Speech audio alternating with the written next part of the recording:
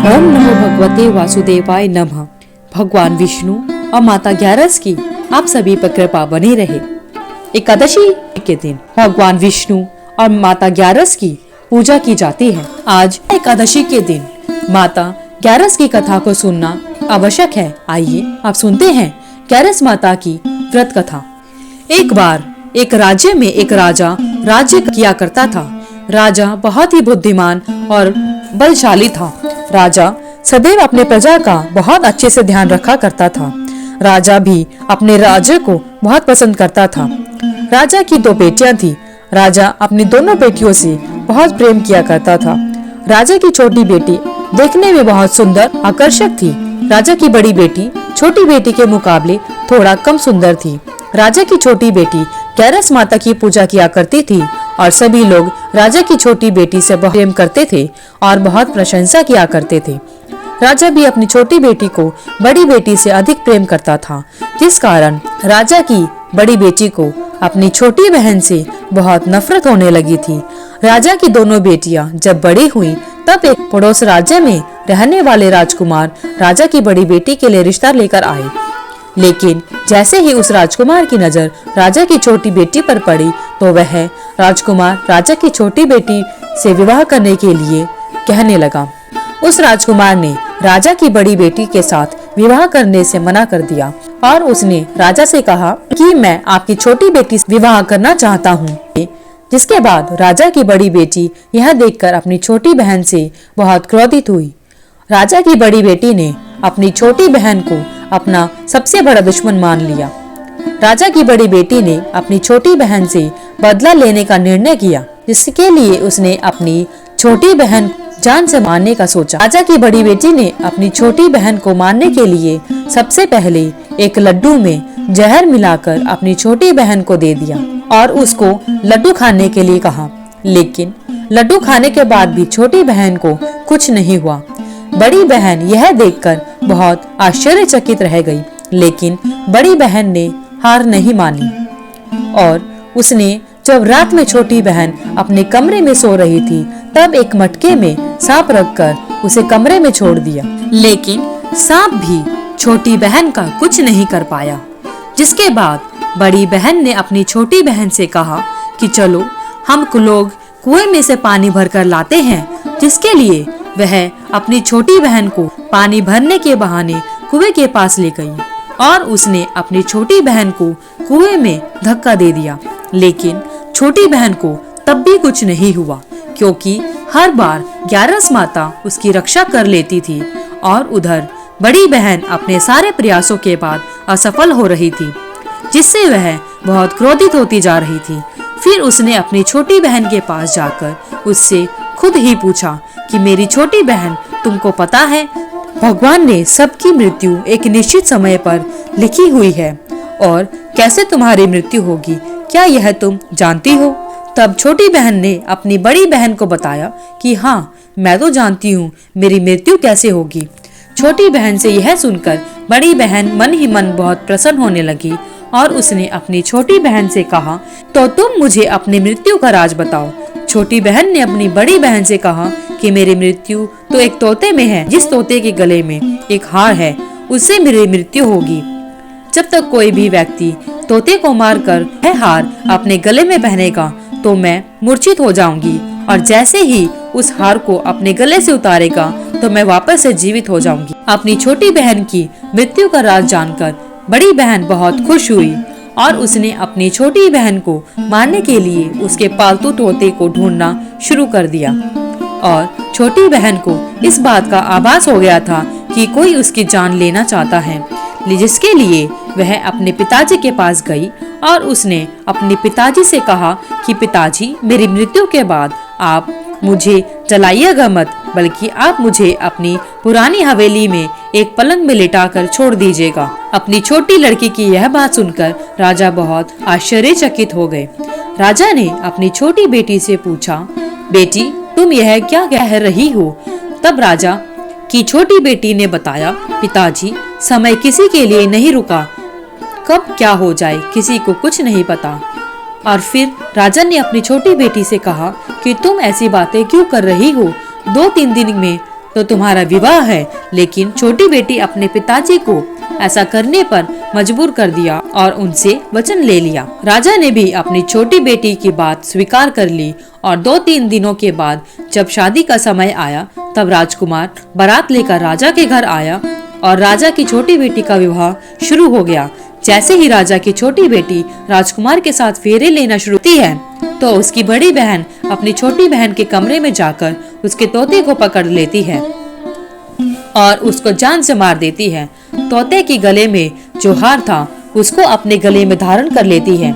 जैसे ही बड़ी बहन उस हार को अपने गले में धारण करती है तो उधर छोटी बहन 3.5 ही फेरे ले पाती है और वहीं पर बेहोश होकर गिर जाती है। जिसके बाद राजा ने बड़े हकीमों को बुलाया और अपनी छोटी बेटी का इलाज करने के लिए कहा। राजा की बात सुनकर वैद्य ने छोटी बेटी को जब देखा तो राजा को बताया कि आपकी छोटी बेटी ना तो जीवित है और ना ही मरी हुई है। यह तो मैं पहली बार देख रहा हूँ। राजा ने वैद्य और हकीम को यह बात बाहर बताने से मना कर दिया और उनको कहा कि अगर तुमने यह बात किसी को बाहर बताई तो हम तुम्हें फांसी दे देंगे। राजा ने अपनी छोटी बेटी को पुराने महल में जाकर एक पलंग पर लेटा दिया और वहाँ पर कुछ सैनिकों को तैनात कर दिया। वापस अपने महल पर आ गया। राजा की बड़ी बेटी अपने पिताजी के पास आई और कहने लगी, पिताजी, अगर यह शादी संपन्न नहीं हुई तो क्या होगा? आप कहें तो मैं आपकी इज्जत बचाने के लिए राजकुमार से शादी करने के लिए तैयार हूँ। जिसके बाद राजा ने अपनी बड़ी बेटी की बात मान ली और राजा ने बड़ी बेटी को उसकी छोटी बेटी के कपड़े पहनाकर मंडप पर भेज दिया। लेकिन राजकुमार यह जान गया कि राजा की छोटी बेटी नहीं है, यह राजा की बड़ी बेटी है। लेकिन जब राजकुमार ने शादी करने से मना किया तो सभी लोगों ने राजकुमार को विवश करके राजा की बड़ी बेटी से बचे हुए फेरों को संपन्न करा दिया। जिसके बाद राजकुमार राजा की बड़ी बेटी को अपने महल ले गया। राजकुमार राजा की बड़ी बेटी से ना तो बात करता था और ना ही उसको पसंद किया करता था और ना ही उसके आसपास भटकता था। और राजकुमार ने यह फैसला लिया कि वह राजा की छोटी बेटी को ढूंढ कर रहेगा और यह जानकर रहेगा कि उसके साथ क्या हुआ है। एक दिन राजकुमार अपने घोड़े पर सवार होकर राजा के पुराने महल के पास पहुंच गया, जहां पर उसने सैनिकों को देखा। महल के पास पहुंचकर राजकुमार ने जब महल को ध्यान से देखा तो वह समझ गया कि यह तो हमारे ससुर जी का महल है। राजकुमार ने सैनिकों से पूछा, तुम लोग यहाँ क्या कर रहे हो? इस महल के अंदर उस पलंग में कौन लेटा है? जिसके बाद सैनिकों ने बताया कि यहाँ पर राजा की छोटी बेटी है। यह सुनकर राजकुमार बहुत प्रसन्न हो गया और वह तुरंत उस लड़की के पास पहुँच गया और उसकी सेवा करने लगा। जैसे ही रात हुई तो राजा की छोटी बेटी उठकर खड़ी हो गई।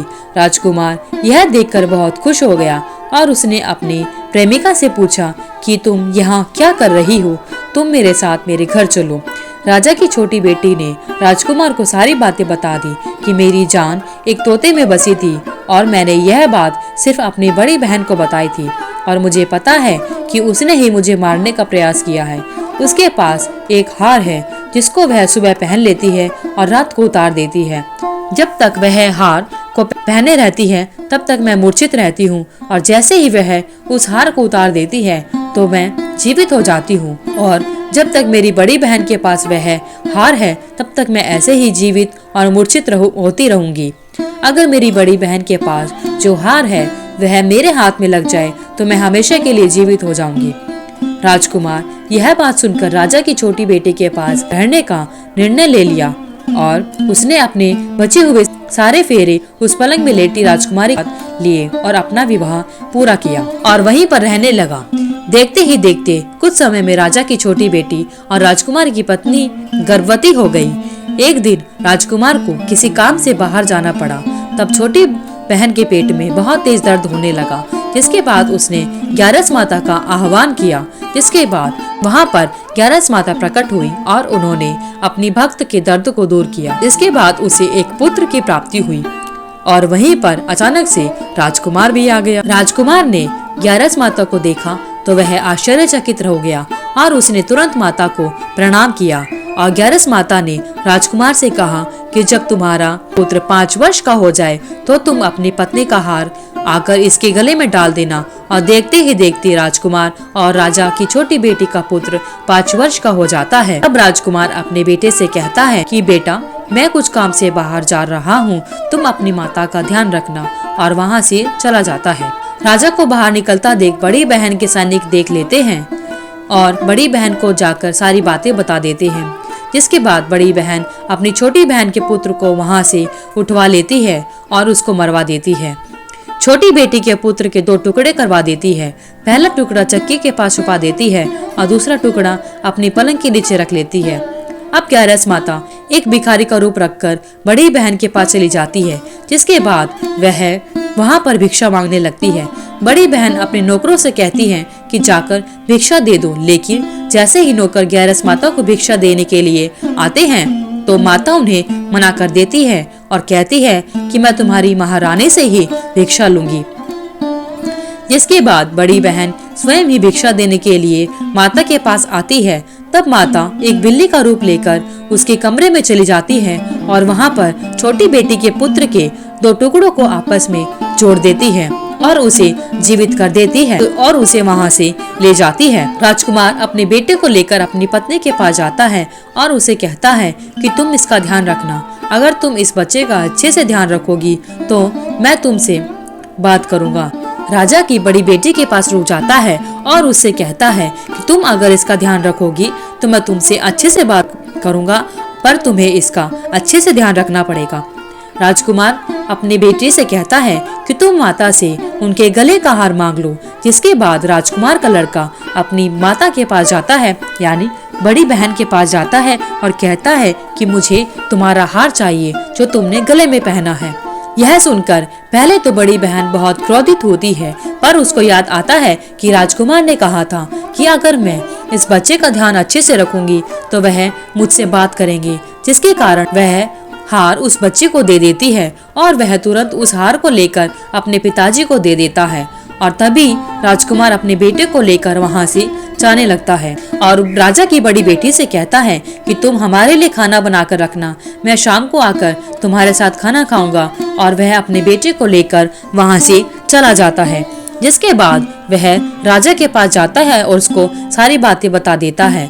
राजा अपनी बड़ी बेटी की यह करतूत सुनकर बहुत क्रोधित होते हैं और अपनी परवरिश पर दोष देने लगते हैं और साथ ही राजकुमार को अपनी छोटी बेटी के साथ रहने के लिए आदेश देते हैं। बोलो ग्यारस माता की जय, बोलो भगवान विष्णु की जय। ग्यारस माता, जिस प्रकार आपने राजा की छोटी बेटी और उसके पुत्र एवं राजकुमार पर अपनी कृपा बनाई, उसी प्रकार जो मनुष्य आपका व्रत रखे और व्रत की कथा को सुने, उस पर अपनी कृपा बनाए रखना।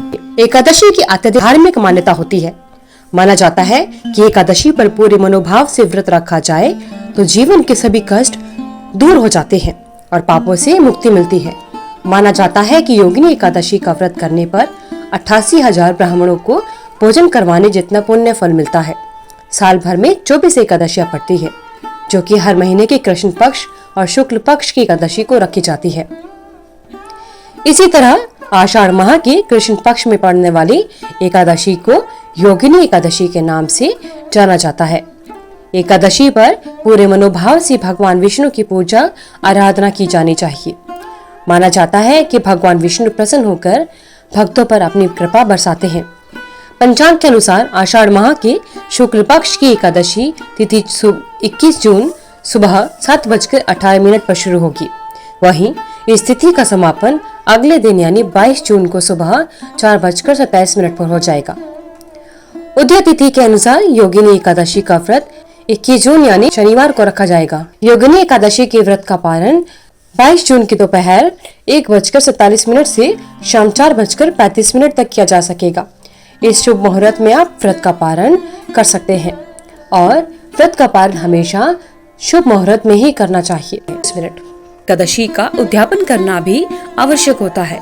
एकादशी उद्यापन देवताओं के प्रबोध समय में ही किया जाता है, विशेषकर मार्गशीर्ष के महीने में तथा माघ माह में या भीम तिथि यानी माघ शुक्ल पक्ष की एकादशी के दिन ही इस व्रत का उद्यापन करना चाहिए। चतुर्मास में एकादशी व्रत का उद्यापन नहीं करना चाहिए। जब आपकी 24 एकादशियां पूर्ण हो जाती हैं, तब आप इसका उद्यापन कर सकते हैं।